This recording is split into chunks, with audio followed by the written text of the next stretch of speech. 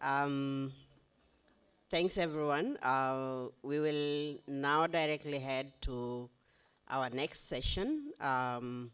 We'll spend about an hour. Um, we'll have three presenters, um, then each taking 15 minutes, and um, we'll have later on a Q&A session that will follow. Our first presenter is Asiedu, who is a development economist and a senior lecturer at University of Ghana. Uh, Edward is a JPAL affiliated researcher and a former postdoctoral fellow at University of Passau, and also a visiting professor at University of Antwerp. And his research focuses on development economics and finance migration, behavioral economics, and impact evaluations. Please, Edward, if you could join us. Round of applause for Edward. You can come over and sit here. Our second presenter is Smit Gade from Good Business Lab.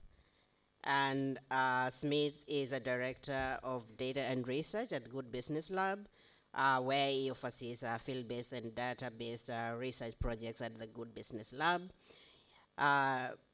Smith holds a MPhil in economics from the University of Oxford and focuses on applied econometrics and development economics. Please join me in welcoming Smith over here.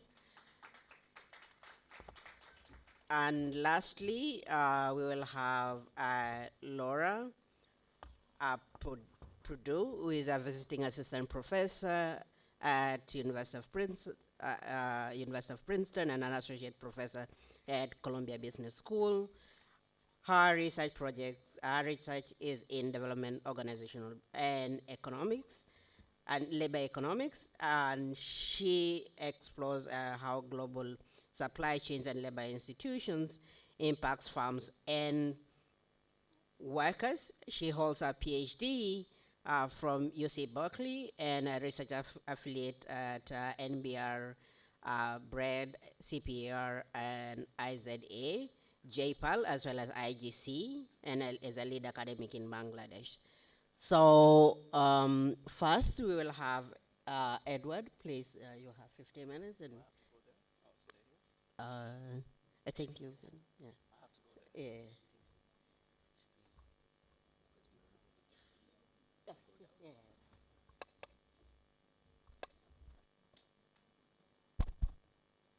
Elijah, do you have the pointer? Okay. All right, so thank you so much for inviting me for this presentation. I am going to present on female entrepreneurship and professional networks. I'll just give a quick background to how this project all started. So in 2020, when the COVID hit, we were sitting at home bored, and then we thought of working, trying to understand why a lot of female businesses were shutting down. So the news item was that a lot of female businesses were closing, and for us as researchers, we wanted to have a good understanding why that was happening. And we chanced on a news item that there was a company or a grant for female businesses. So we called them up and said that we wanted to evaluate the grant. We were very ambitious that we were going to evaluate the grant, but it ended up that they were giving only 10 grants. So it lacked power for us to estimate impact. So we began to investigate the literature to get a better sense of what the other issues are. And that brought us to this paper, which we call Female Entrepreneurship and Professional Networks. What is the motivation for this paper?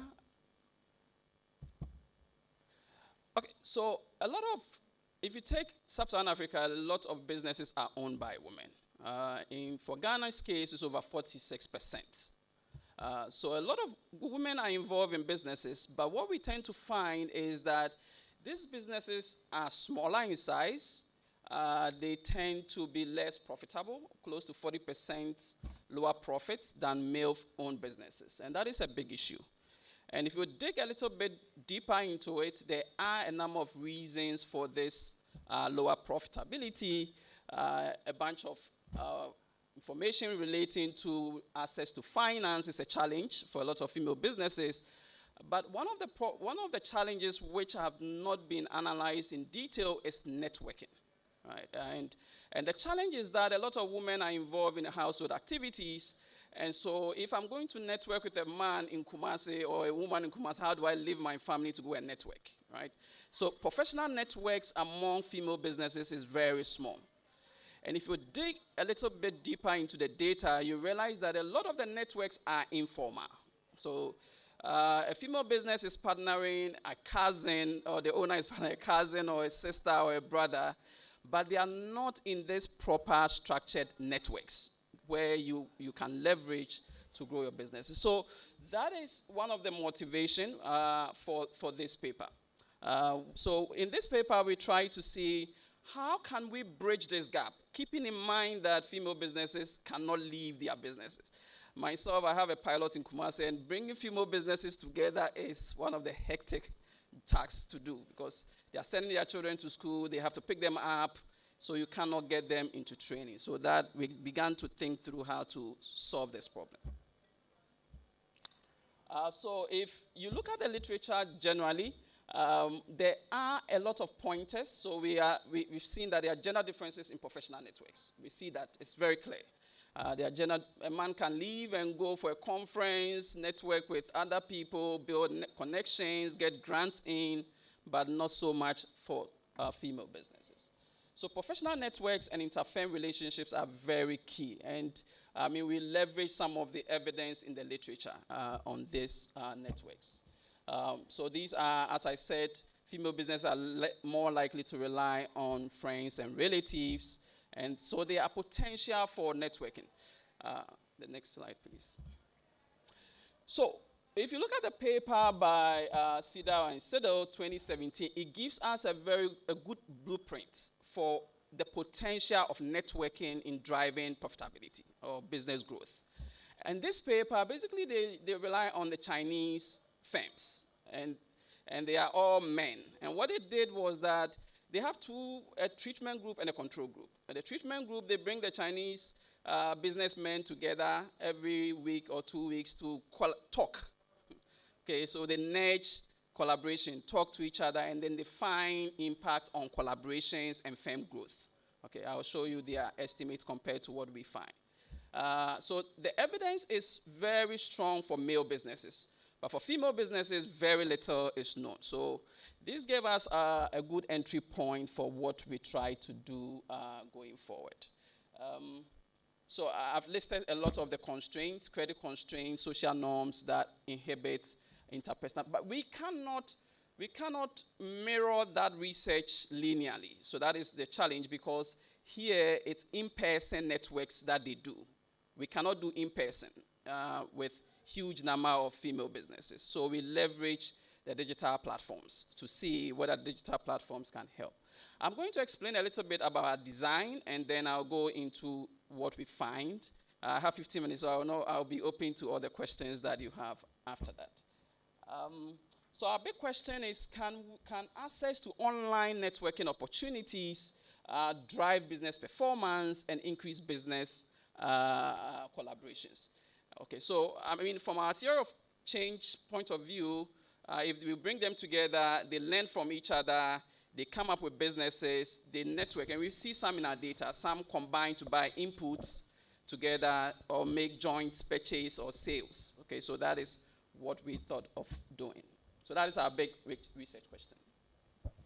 What is our study design? As I said, we called the fund up and said that we wanted to evaluate, but we had to take the 10 who won the award out. And then we used the existing data. We called up all the firms. So during the pandemic, we were calling them up. And then we called all these people. So we had in all about 1,771 female businesses across the country. So because it's online, they apply to the grant from all over the place. Our sample is a bit special in the sense that those who can apply are educated people. Right? It's special. Okay. And that also heightens the impact of our research because even if educated women cannot collaborate, then it's a bigger problem. right? So on the higher bound, you expect like they could scale these bottlenecks in collaboration, but then that is not the case. So here, if the data on collaboration is very low, some have not even thought about collaboration as an option in trying to drive their growth. So these are growth-oriented businesses. There's a bit of self-selection because they applied, but we use all those who applied, and then we split them into treatment and control. They have good education. 39% had college education. So that's why I mean that it's an elite group, but collaboration is very low. From all regions of Ghana and all sectors. I will show you a bit of the sectorial distribution, and then I'll go into the intervention, the treatment themselves. Yes. So what we do is that we take the 1,771 and we split them into 2 treatments and a control. Okay.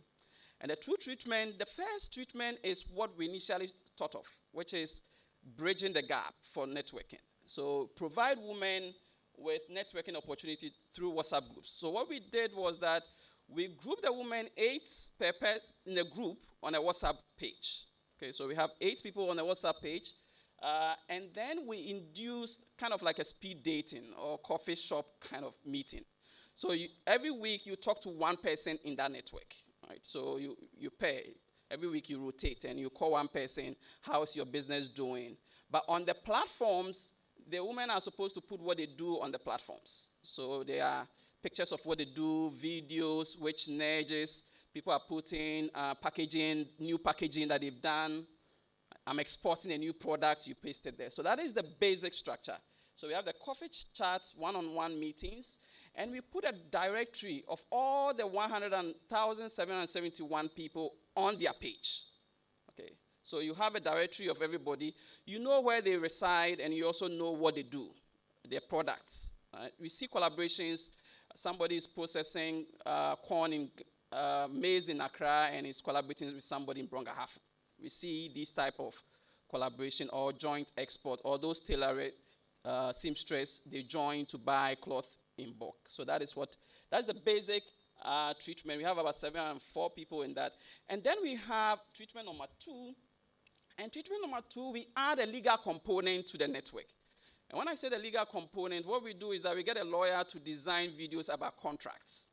Because if you look at the literature, one of the bottlenecks is that the legal framework is not very friendly to female businesses. Okay, so we get somebody who designs, if you are doing a contract, this is what you should look out for, and they can call the person for guidance. So that is what we put on here.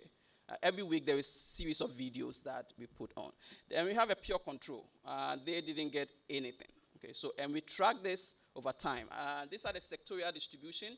You can see retail, a bit of manufacturing is also high. We have services, all manner of sectors across the country.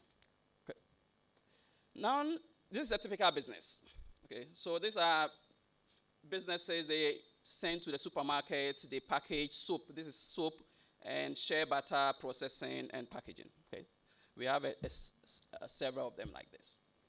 So this is how our lives have evolved over the past 4 or 5 years. We started in 2020, in the middle of the pandemic, and then in 2021, we gave the intervention to the treatment groups. We did a 1-year follow-up, so we went back to do a follow-up to see how their lives have changed.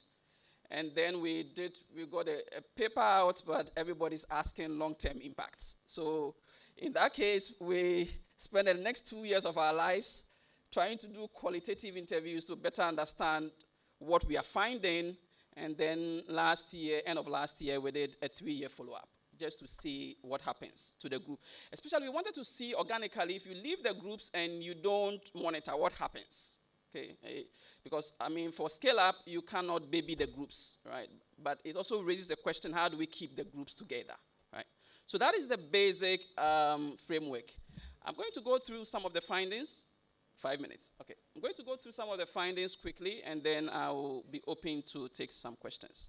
So this is what we find. We find that for business innovation, those in treatment 1 and 2 tend to have higher innovations than the control group. Okay.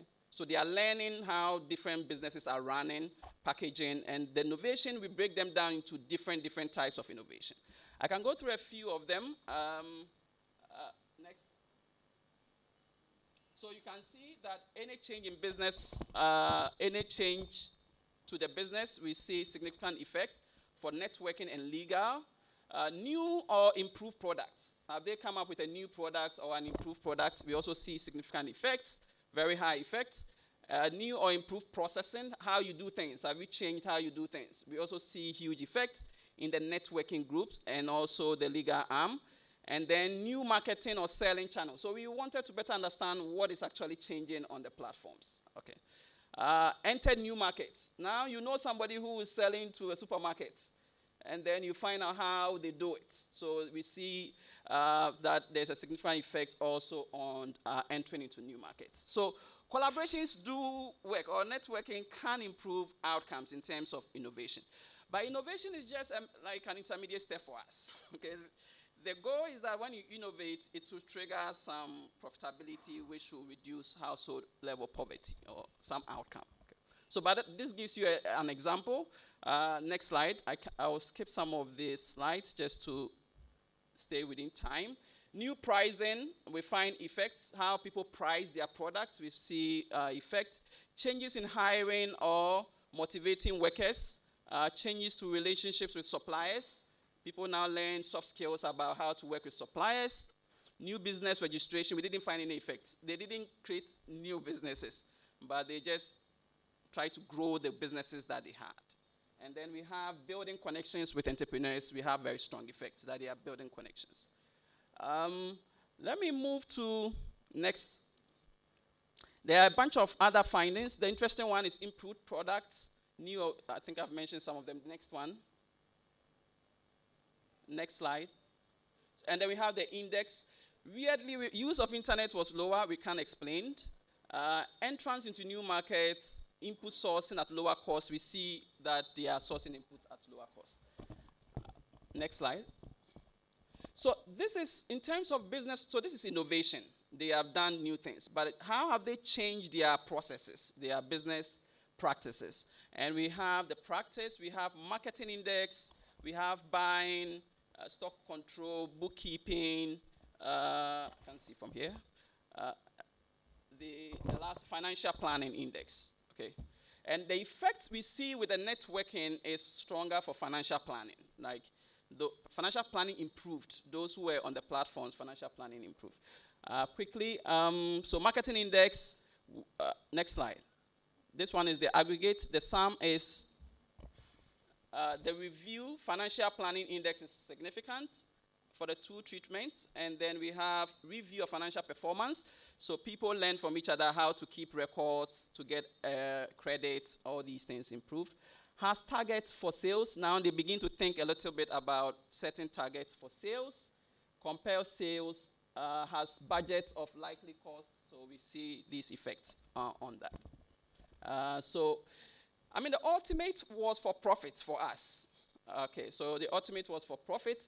At the end line, we see that our intervention, if you see the control group and the treatment group, the effects are much stronger for the treatment group in terms of profit. On average, profit levels are 24% higher for those in the networking arm than the control. Mechanisms, we try to find out what is driving this collaborations, and what we see is that there's more a shift from friends and relative to business network. So now I find somebody on a platform to work with, rather than working with my sister. We're likely to work with firms made through network. We see quality perception of business network increase relative to those of family and friends. Now people think that family and friends are of low quality in terms of collaborations. All right. So they move to high quality. We see income. People are taking more steps also to collaborate in these two treatments. Let me just summarize the last slide. The long-term impacts. So in the long term, and then I end, in the long term, once we left the groups, we're no longer monitoring the groups or checking up on the groups. Most of them dropped out. Most of them dropped out. And so in the qualitative, we went back to see why they were dropping out. And I think the biggest challenge for all these network, NEIP and co are doing, bringing people on platforms, the biggest challenge is keeping them on the platforms. And how do we do that? Even for educated people, this is the challenge. How do we move from this networking to trying to help those with lower education even to build these networks? In the short term, we see profit increase. But in the long term, after a year, if you don't monitor, there are conflicts on the platforms. People begin to drop out, and then the potential benefits are reduced. I heard the question about, do you go back to them to tell them? We call some of them and say that, hey, listen, this is the effects we are seeing. If you guys had stayed on the platform, your profits would have been this high. Thank you so much. Thank you. Next will be joined online.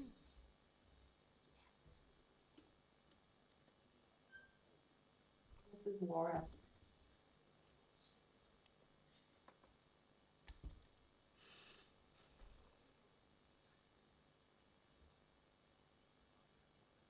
I cannot hear audio from your end, but I am here.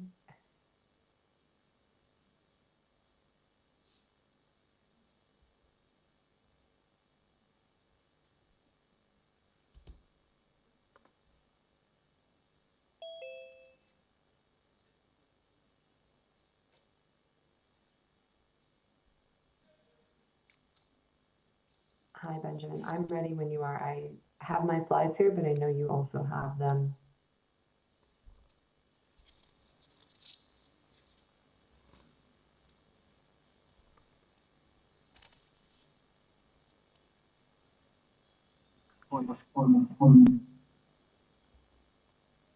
Got it. Laura, please go ahead. Okay, I cannot see my slides, and I'm not sure if you are sharing them or if I should share them myself. Please share. Great.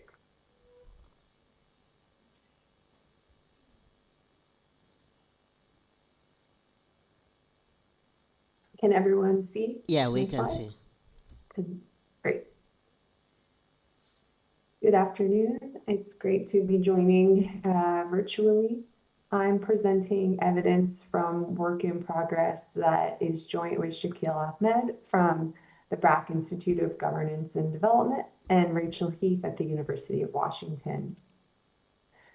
The motivation for our research project is that low-skill manufacturing jobs provide women in developing countries with opportunities that pay more than their alternatives. So these are kind of good options for women in developing countries, but these jobs are also plagued by inadequate safety and risks associated with high rates of physical and sexual abuse in the workplace, among kind of other issues that may arise related to working conditions.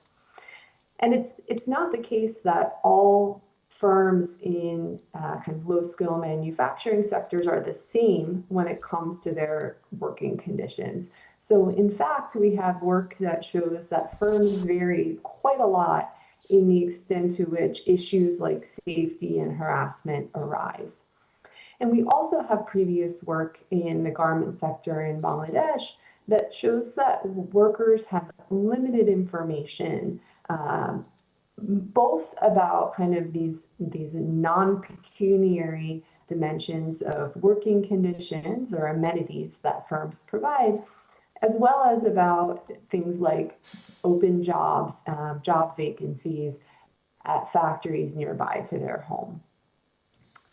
And so this motivated the current study in which we ask whether a randomized hybrid digital and kind of in-person information intervention improves workers' outcomes.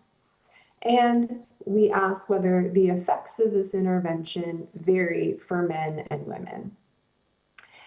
And in particular of interest to this conference, we ask whether in a population of garment workers who all have access to cell phones, so more than 99% of both men and women, Can women make full use of their cell phones to improve their labor market outcomes?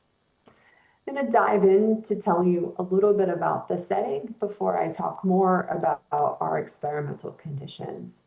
So our study takes place in Bangladesh in para-urban areas of the capital of Dhaka. And in these areas, we mapped out neighborhoods. We have a total of 270 neighborhoods in our study. And we identified these neighborhoods using admin data and Google Maps. And we wanted to find kind of ways to identify clusters of workers in these areas, which is also where the large majority of garment factories in Bangladesh are located. And so we kind of assume that since we want to provide information, if there's going to be spillovers from this information, they'll mostly be within these neighborhoods. And this is why we use the neighborhood as our level of randomization, and we leave some buffer zone in between. Our study started with a representative survey of over 7,000 garment workers in and around these 270 neighborhoods. And we did this from July to August of 2023. From this representative survey, we recruited the participants for our RCT who were workers in these 270 neighborhoods who had less than 4.5 years of experience in the sector. Today, I'm going to focus, we did the study in 2 rounds. I'm going to focus on the data from the first round, as I mentioned, where it's a work in progress. And that had about 2,800 participants. We have 4 experimental conditions in our study. So our first intervention is to provide information about factories' non-pecuniary amenities, so things like safety, harassment, other workplace issues, relative to other factories nearby. And we did this providing a scorecard that I'll show you in a couple of slides. In our second intervention, we provide workers with information about job openings that month at factories nearby their neighborhood.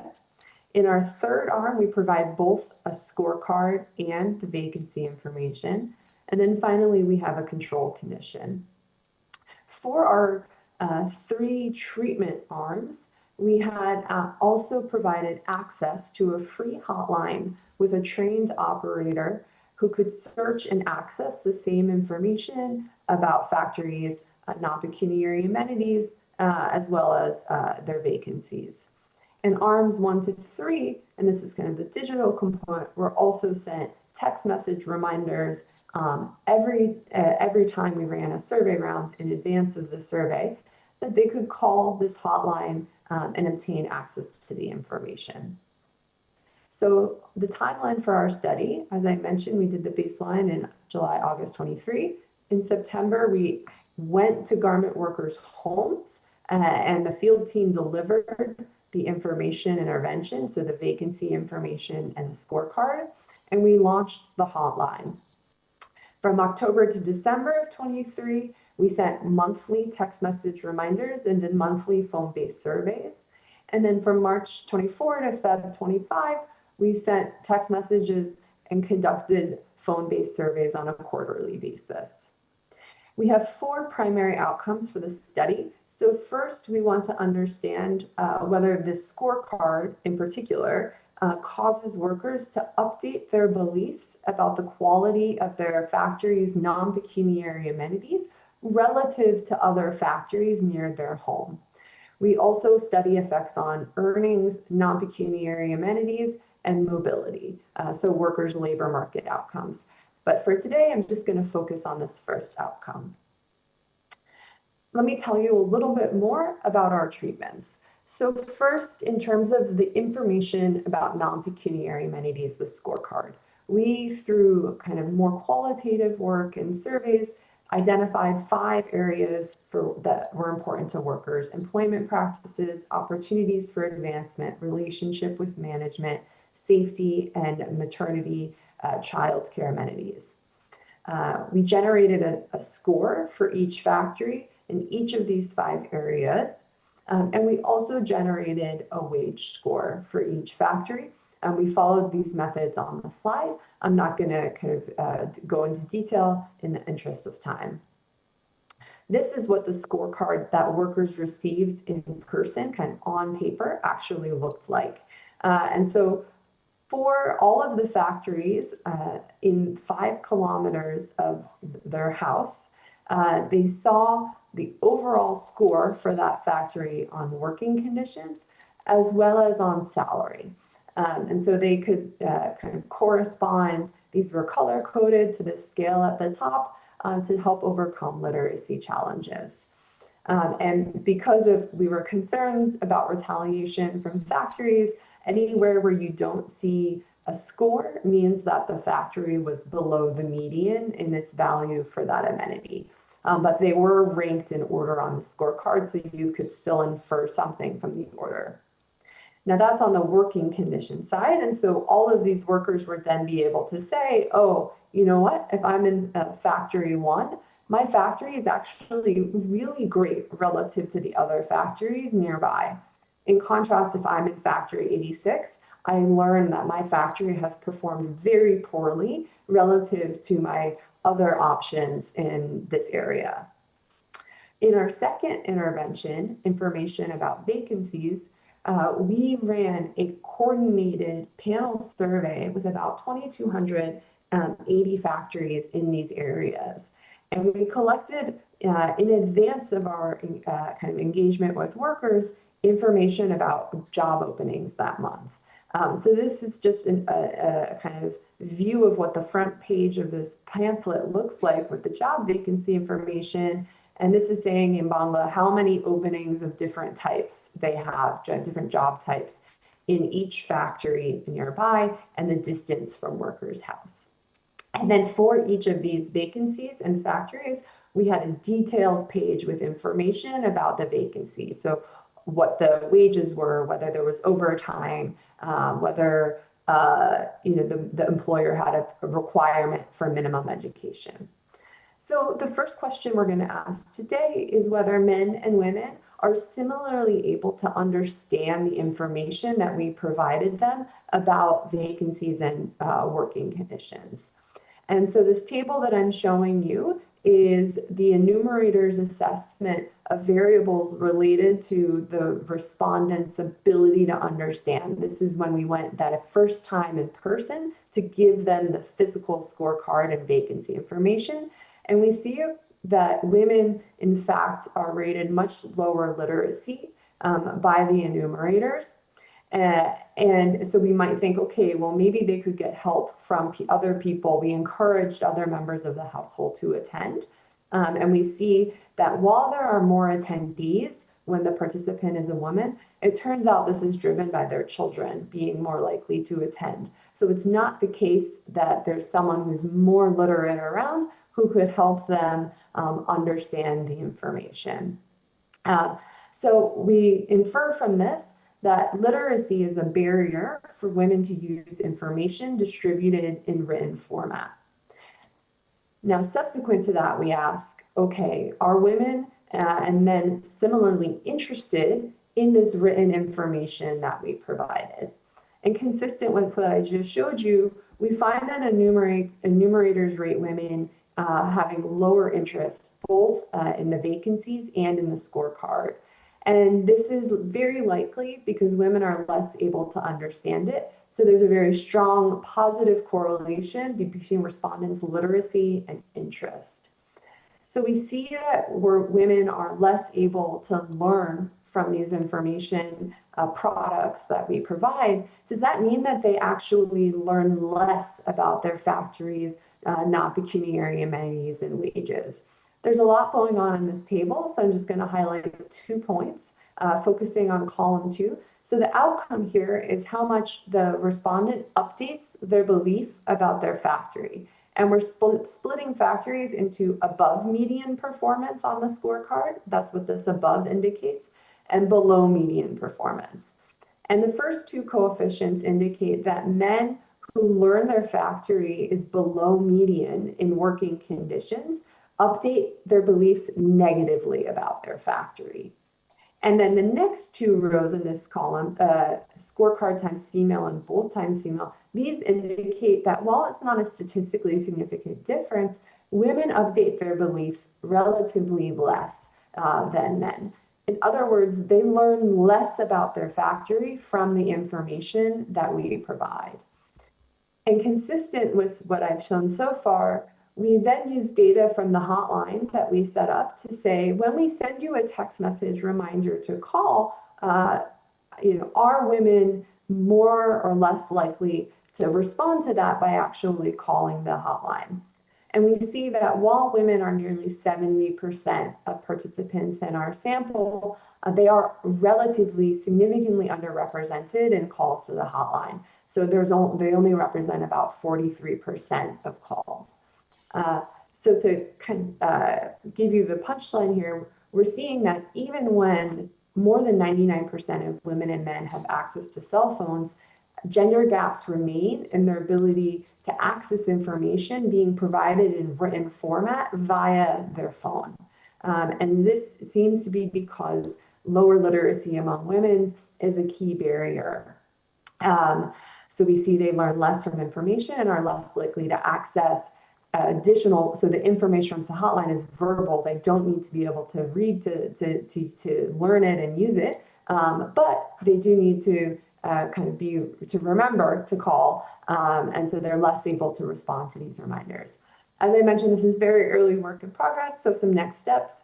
Does less learning from information provision translate into smaller effects on women's labor market outcomes? So theoretically, if they update their beliefs less than men, we would expect them to then be less likely to try to change factories or to try to pressure their factory owner to improve conditions. And then our second question is whether the rest of our evidence is consistent with this being due to lower access to information, which is what our evidence suggests thus far, but it's also possible we haven't fully ruled out that there could be other explanations, such as women having lower demand for this information. We think this is unlikely to be the case, but of course we need to do our homework and check very thoroughly all these possibilities. So thank you, and happy to take questions. Thanks, Laura. Smit, please.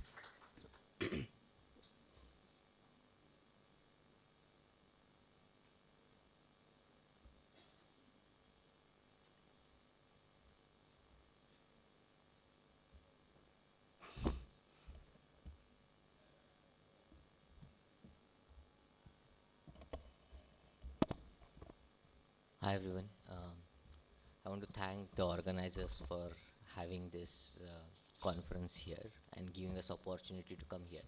This is an experiment with Ach Advaryu, who is at UCSD, and Anand, who is at University of Michigan, and my colleagues at Good Business Lab. Just to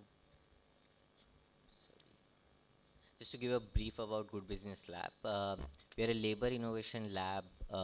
We have our offices in the US, India, and Latin America. And our thesis is that businesses underinvest in workers.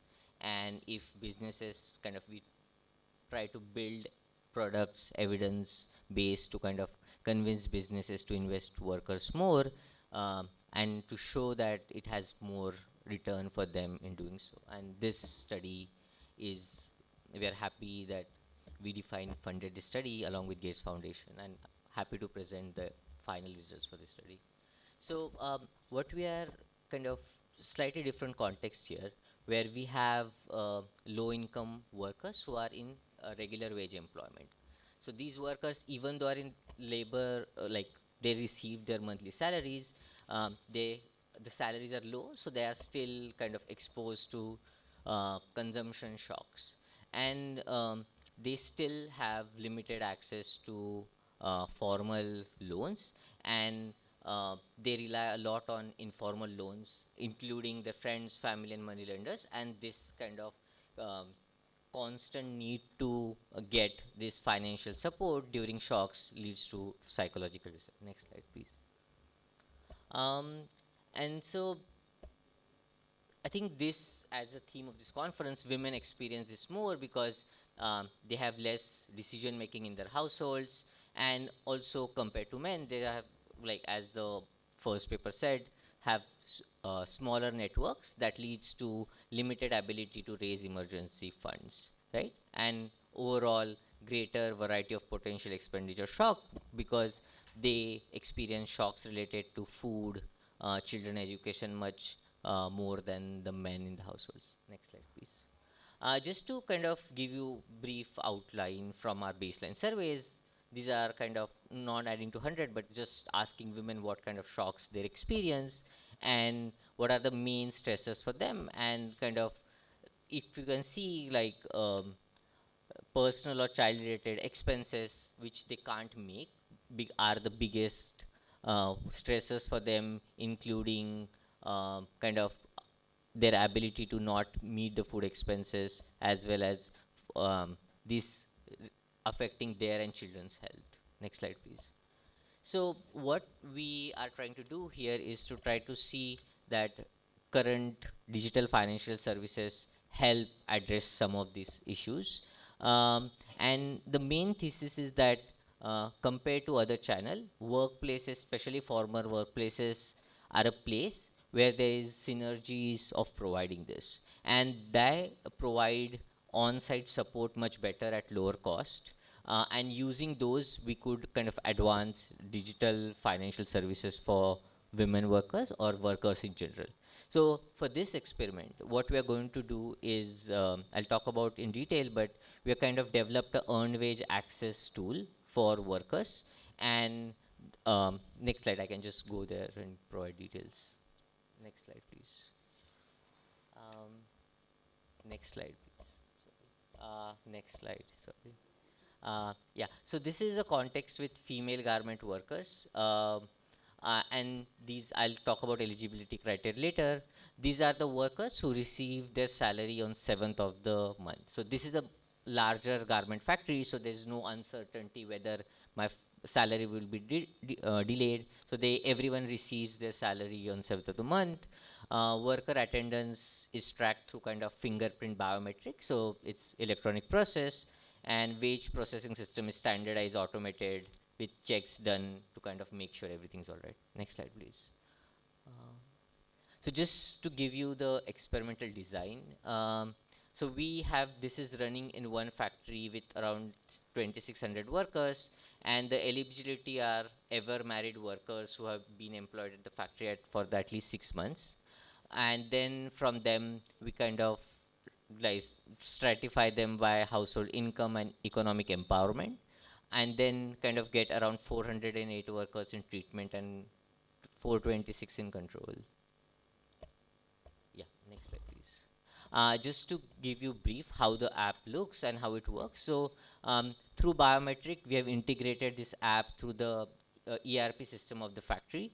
So a worker can go and withdraw up to 50% of their earned wage. And what I mean earned wage is if you work, say, half of the month, based on your salary, we'll calculate how much the company owes you, and 50% of that you could withdraw. You have allowed 3 withdrawals per month, and then between kind of 8 to 28th of a month salary, you can access this. Now, we have talked a lot about how researchers needs to work with policy audience and how it's important for scale up. When you're working and doing experiment with firms, that becomes a necessary condition, because a lot of these conditions were imposed by the firm when we were working with them. They, for example, they're like, we need to start processing our payroll by 1st. So you need to freeze some of these so that we have time to access, right? And kind of we wanted to give to everyone. They're like, you can't give it to everyone. You have to give it to only people with tenure more than 6 months, right? And as a researcher, to collaborate with them.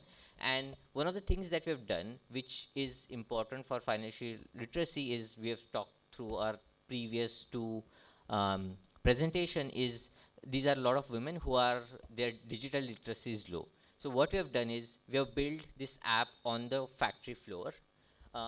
We, as a part of this, we do training for women how to use the app.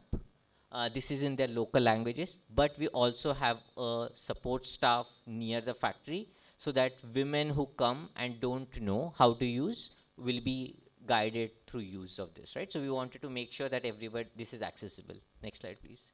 And this is what the thing looked like.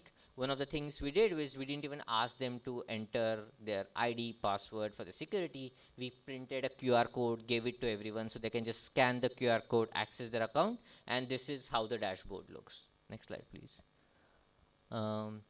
So I mean the treatment is worker are provided access to EWA platform, and the control workers just go business as usual. Yeah. Is this the right presentation? Sorry. Next slide. I'll just skip. So let's. So we are doing bunch of surveys. So the survey we start with baseline survey in March 2023. The intervene and that includes kind of baseline survey for workers. And one of the things that it takes long is we have to go survey of workers in factory, which takes time. So it's trickling surveys. What we are doing is to get frequency around every few months we are asking short high frequency surveys so that we get multiple high quality rounds, and the intervention period is August 23 to like September 23 to September 24. Yeah, next slide please. Next slide please. Next. I'm going to skip this. Next please. Can we go to results? Next. Next. Okay. Yeah. So just to give how the applications are working, we had around 34% of women in all our sample using this at least once, and overall we have around average size is around $16.5. Just to give a context, the average monthly salary is around $125. So this is what people are withdrawing. Next slide, please. This just shows that how people are withdrawing and why they are withdrawing it. So whenever workers are withdrawing from app, we are also asking why are withdrawing. Lot of the use case, and you will see this in results, is to repay loans. So for example, lot of people have informal loans which are then borrowed through their savings group or self-help groups there, and if the payment is due, they are just, instead of like getting money from their friends, family to pay, they're using this service to kind of repay those loans, as well as children and medical needs. One thing you could see on the first chart is that the proportion varies, and that's important because if you see November, third month, which is the lowest month, that's where they got their bonuses for the year, and that's where you see low usage. Next slide, please. So we just look at heterogeneity by app usage, and we clearly see that women with lower asset index are using this app more frequently. Women who at the baseline reported difficulty in raising emergency fund are using this app, and also women who usually borrow from high interest informal sources will kind of reports higher usage. Also, women with very young children report higher usage. So just indicating women who are more likely to experience shocks or have less ability to raise money are using this more. Next slide, please. You have 5 minutes. Yeah. So just to get to the results, so we see these are 33% reduction in borrowing from informal sources for women. So as you see in the app usage, women are kind of substituting away from informal sources and try to use this as a main thing. And next slide, please. Hello, next slide, please.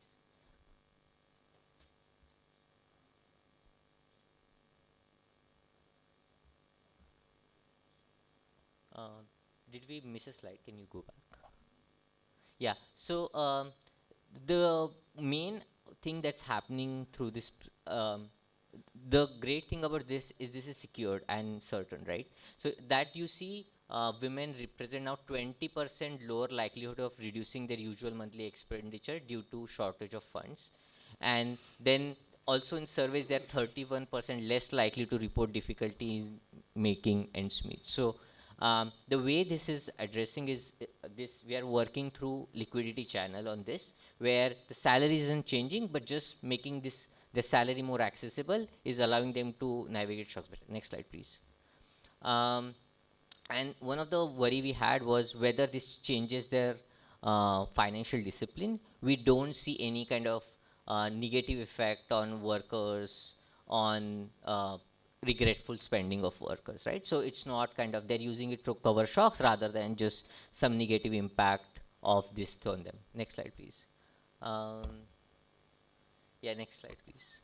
And the main thing for us is what is there for firms which is providing this. We see 20% reduction in worker like being present, less absent in the factory. So combination of attrition and absenteeism, where you can see as the treatment goes, workers are more likely to be in the job. Next slide, please.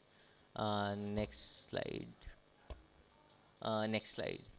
And one of the main thing we find, we have a subsample of workers where they're individual productive, and these workers are more productive, about 7.5% more productive. Next slide.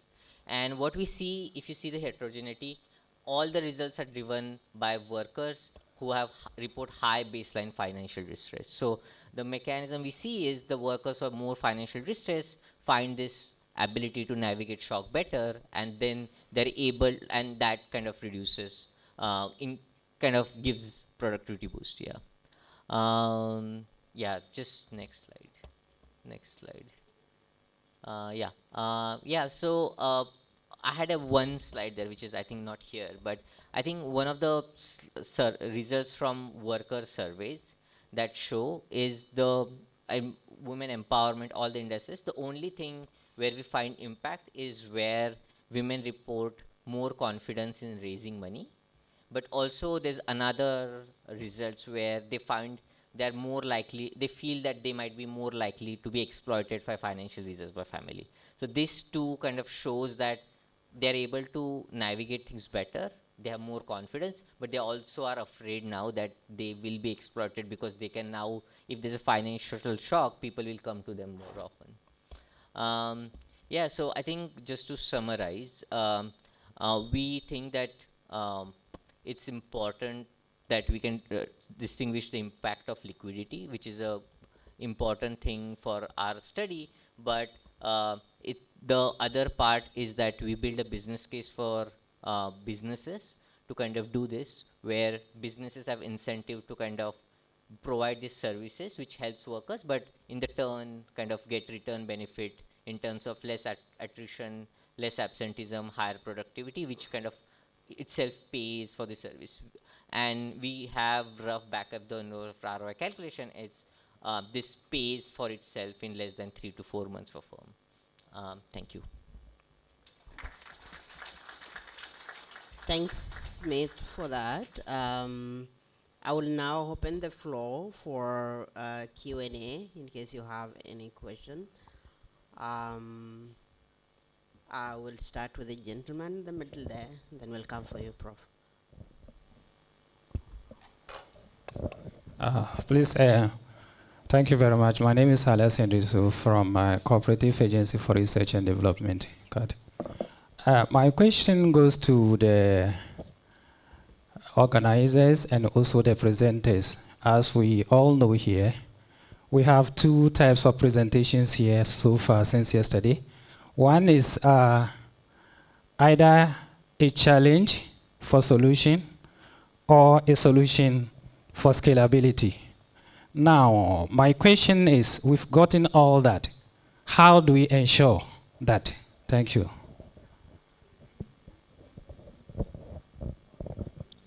Prof, it was here. Excuse me. It's this one. Yeah, thank you very much. Another set of comprehensive studies. But mine goes to Asiedu, right? You've spoken so far about what worked, the networks and all the, what didn't work? Trust, for instance, is a major problem when it comes to business network. And I didn't see you talk about mistrust. I didn't see you talk about what really didn't work and what did you do to address them. Thank you. One more, and then we take, yeah, it's there.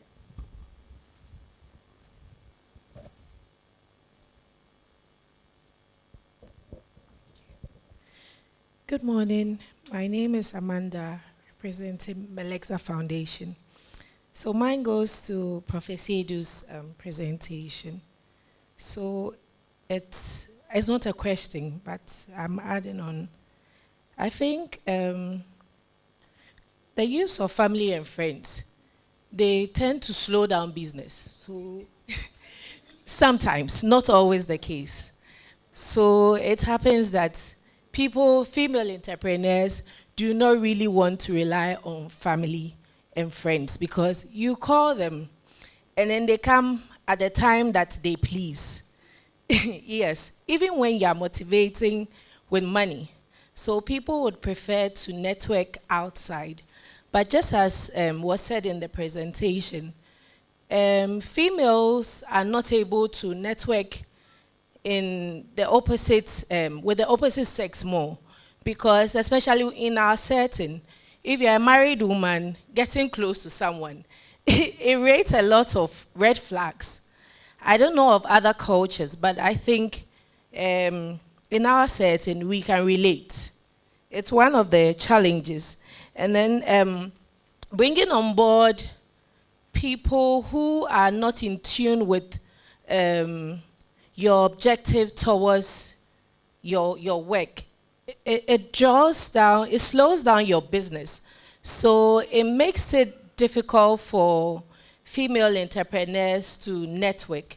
I don't know if I'm making sense with my statement here, because sometimes you think you have your dream and you know the way it should go, but somebody else may not really believe in what you're about.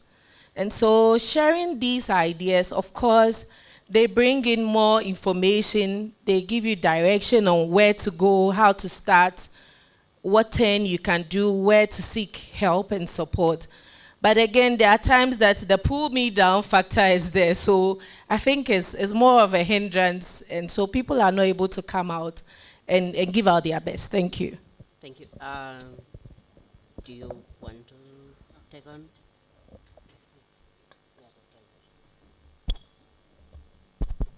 Right, so thank you so much for all the questions. I think it's also a point for reflection for all of us, why some of the female collaborations are not working. To Prof's question, I think the scale-up question you can take.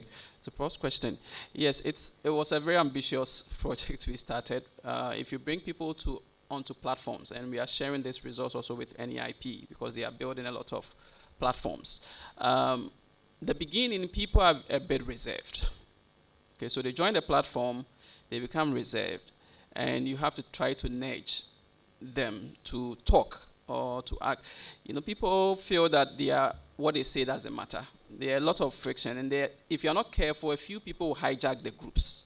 So they are talking, putting everything there, and if others are not. So that is one of the first things. So we started saying that every week you have to put what you have done so that we encourage participation. We collected a lot of data. I just didn't have time. We had even enumerators on each platform from the first 3 weeks just to monitor what is said. And then we get the text on what they discuss, which we also analyze later on. What the trust issue was a big issue in terms of somebody copying me. Right. So we had two things. There are people who prefer to be in collaboration with people in the same sector. There are people who don't want to be on the group with people in the same sector. And when we engaged, they said in the same sector, they will steal my idea. Right. So then I'm very reluctant to put. And for some of them, it's also not trust. It's just that I feel that I will learn more from somebody doing another business than the same business. So there was a bit of trust mixed up with insecurity, somebody going to pick mine. And so that is the way we analyze some of these things, even qualitatively, to add. The bigger problem was after 3 years, they've been on the platform, and then you walk away. And then people just... if they don't trust again, or you have to continuously, they keep the numbers. They still call each other. We call them. They call those that, like the lady said, you are at the same level with. You know, they pick people that they can do business with the long term. Somebody is producing kente in Boudreau, sending it to a supplier who is exporting. So these networks are there. It's just how to make sure that the platforms stay for a longer time. And that is something that we are also thinking about. What else do we do to keep people interested in these platforms to have the effect? One of it is telling them what the results are. And hopefully they stay. And another is making a conscious effort. But we are still thinking through. Thank you. Hello. Hi. I can try to take a stab at the scale question. I mean, everybody in development probably that's the holy grail for everyone, right? But I think some of the learnings from this, right? So when there are two aspects, right? I'm showing you quantitative results from this. The biggest revealed preference results is the firm. So we showed the results from where we did experiment in one factory. This firm has 60 other factories, right? And now they want to, when we started, we had to struggle to find one factories. We had to write to Kim multiple times to get extension because of that. But once, and we found a factory which was cooperative to operate, but once now that we have run this study and we are like, hey, our money's up, we can't continue. They are now asking, what can we do as a factory, and we'll take everything, don't take this away. And now the factory input has gone to the firm leadership and they want to expand it to everywhere, right? So I think it's some of these, especially in firm context, it's an experiential good where firms like other people are afraid of trying new things. And if research or funders can provide this first use case for them, let them experience how it works, then it's more likely to scale. There will be barriers there again, but I think especially in firm context where they have incentive, profit motives to improve their bottom lines, in those cases, kind of these pilots where they have not just researchers telling that input, but workers saying, hey, we value this, or even others value them, as more potential to scale. But yeah. Probably we can take two or more other questions, and I'll take the latitude of asking mine. My question to okay, we'll get back to that. So for Laura, your results show that women did not change their opinion around the factories that is in the localities. Could it be that the case that the women in your sample was slightly more pessimistic, such that the floor is a bit sticky and not responsive to information? And then with that, then to Smit, one option is that you are exploring is trying to improve liquidity and support short-term consumption. There is a trade-off, again, on building long-term goals or enabling these women to take up bigger long-term opportunities. Is it possible for the same platform to kind of automatically do deductions rather than just supporting day-to-day consumption, but it's a long-term commitment to build savings, which you know it's a strong case for women empowerment. Other than that, one more or two more questions. I would go with, yeah. Thank you so much. I'm Shifeng. I'm a PhD student at The Ohio State and visiting IPA this summers. I have a question to Laura.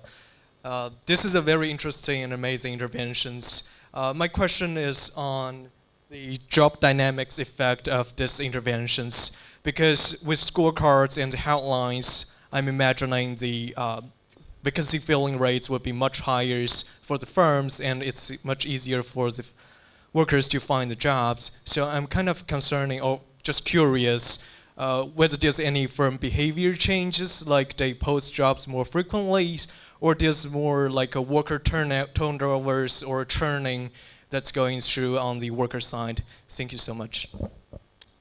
We can have him, and then, yeah.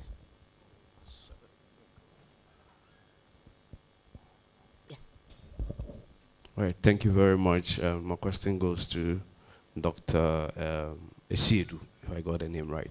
I'm just curious, Did you ask these entrepreneurs their needs before coming out with the platform?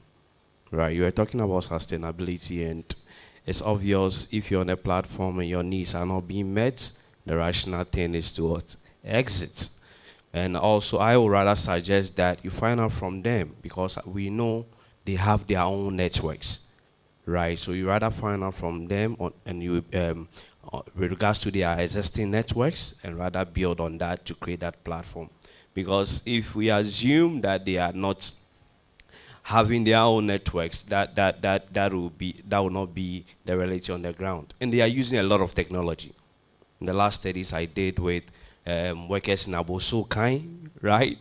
They are connecting all the way to Lagos, asking colleagues, females, asking for spare parts. They'll just take the picture, WhatsApp, do you have this, can you transport it? Or they'll put it on their platform, who has this product? So if they have existing networks, which is working for them, and they are getting their profits. And the other thing that I also want to find out from you is what are the drivers? What is motivating the networking? As Prof mentioned, trust is one, but we know others are also organizing along kinship ties, ethnicity. Still in the Abosokan area, you talk about people from the same area, the Kweu guys organizing, Nigerians are there. So all these dynamics are very, very important if for a network to work, and I think you have to consider all that. Do you want to, Laura, do you want to respond and then speak? Sure. Thank you, Elijah. I can start with your question, which is a great question. So you asked whether women may already have had more negative beliefs about their factories, working conditions, relative to men, and so there might have been less scope for them to update their beliefs downward. And that's a completely great question and point. And we did check, and we do see in the data that, in fact, women have ex ante, they have more optimistic beliefs than men about their factories' non-pecuniary amenities. So they're actually more likely to so all workers overestimate the amenities that their factory provides. They think their factory is better relative to other factories nearby than it actually is. And in fact, women are more likely to do this relative to men. And this may be, there could be a lot of reasons why.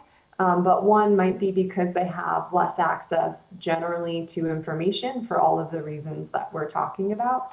But theoretically, in kind of a normal belief updating model, this means we'd expect the women to actually update their beliefs more than the men, right? And so it is the fact that they don't, would be kind of surprising in that lens. But again, may speak to the fact that it's harder for women to learn from our information because of literacy challenges that are higher for women than men. I will also mention, of course, there's other reasons why we could find that women don't update their beliefs as much. It could be the case that women and men are in factories with kind of different levels of working conditions to begin with, and that men are kind of or learning they're in worse factories. But that also doesn't seem to be the case. It seems men and women are in fairly similar factories in terms of their conditions. And then there could be other explanations that we need to explore as well. But we do think that it's likely, once we do all of these checks, that we'll still find an important role for differential literacy barriers for women. Thank you, Laura. Just yeah. 1 minute and we're done. Yeah, so on that question, so we did ask questions about the networks they had before. So we had baseline data on those who belong to networks, the type of networks. Some are even church networks. There are all manner of networks where they work, the neighborhood that they work. But you can also agree with me that if somebody is in Tamale and has that networks, the ability to be on a network with somebody in Accra is huge, right? But it doesn't come organically for a female business that their mobility is high. Abosokai may be a special case where you have people traveling across to network. So we have the data. In the regression models that we show, we control for the baseline, like whether or not you were in a network, is it a professional network, is it a social network, those parts. But we kind of do that. In terms of the need, we do a need assessment. I mean, for a firm in Ghana, the number one need is capital, credit.